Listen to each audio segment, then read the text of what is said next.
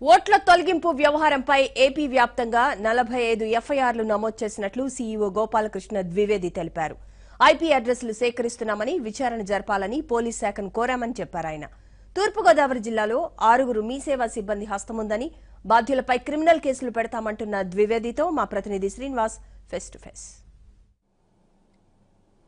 తమ ఓట్లు ఉన్నప్పటికి కూడా తమకు తెలియకుండానే చాలామంది తమ ఓటు తొలగించాలని చెప్పేసి కొందరు ఆన్లైన్లో చేస్తున్నటువంటి అప్లికేషన్లు ఏవైతే ఉన్నాయో అది కొంత రాష్ట్రంలో తీవ్రమైనటువంటి సంచలన కేంద్రంగా మారింది. ఇప్పటికే రాష్ట్ర వ్యాప్తంగా దాదాపు లక్షల సంఖ్యలో ఎలక్షన్ కమిషన్కి ఏదైతే ఆన్లైన్ పద్ధతిలో దరఖాస్తు చేశారో దీనిపైన కూడా ఎలక్షన్ కమిషన్ కూడా చాలా సీరియస్గా తీసుకుంది. ఎందుకంటే చాలా చోట్ల కూడా వ్యక్తులకు సంబంధం లేకుండా ఇలాంటివి వచ్చినటువంటి దాని మీద కొంత దర్యాప్తులో ఎలక్షన్ కమిషన్ దృష్టికి కూడా వచ్చింది. అయితే మొత్తం మీద దీనికి సంబంధించినటువంటి అంశం మీద మాట్లాడేందుకు ఎన్నికల ప్రధాన అధికారి గోపాలకృష్ణ ద్వివేది గారు ఉన్నారు. సార్ చెప్పండి, అసలు ఏంటి సార్ ఆ ఎన్నికల ఓటర్లకు సంబంధించిన వాళ్ళు ఉన్నప్పుడు కూడా వాళ్ళకి సంబంధం లేకుండా ఓట్ల తొలగింపు సంబంధించినటువంటి దరఖాస్తులు ఆన్లైన్లో వస్తున్నాయి అంటున్నారు.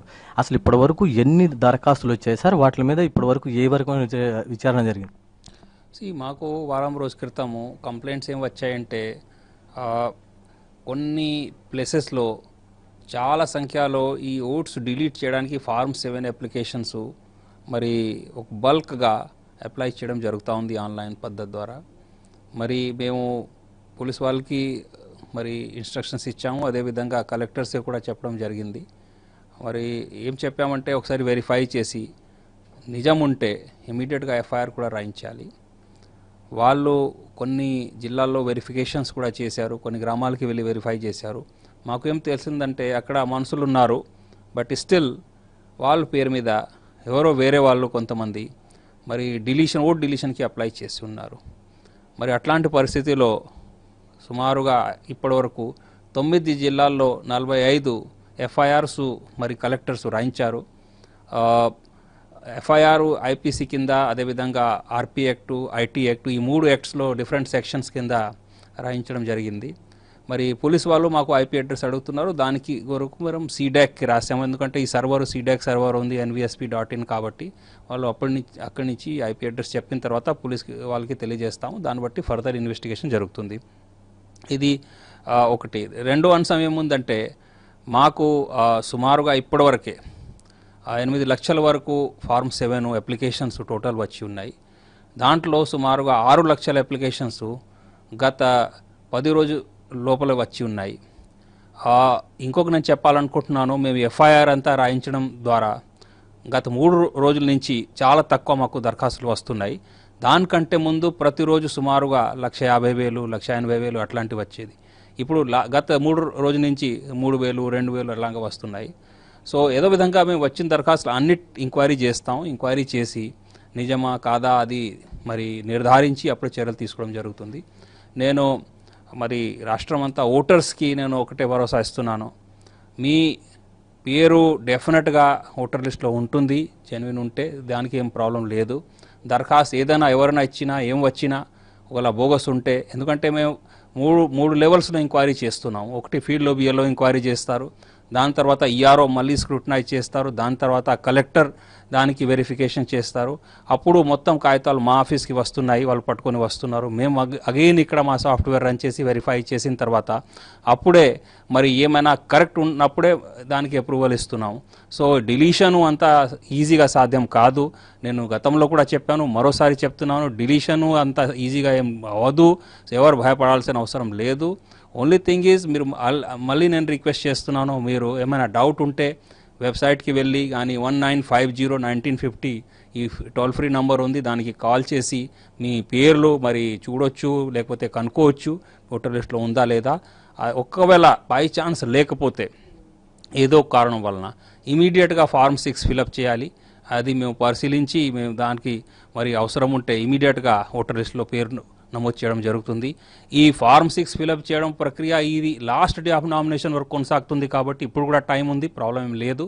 కానీ నేను ఒక్కటే మరోసారి అందరికీ భరోసా ఇస్తున్నాము, ఏ ఒక్క పేరు కూడా ఇల్లీగల్గా డిలీట్ చేయడం సాధ్యం కాదు, అది అవ్వదు. మేము ఎట్టి పరిస్థితుల్లో అలౌ చేయము.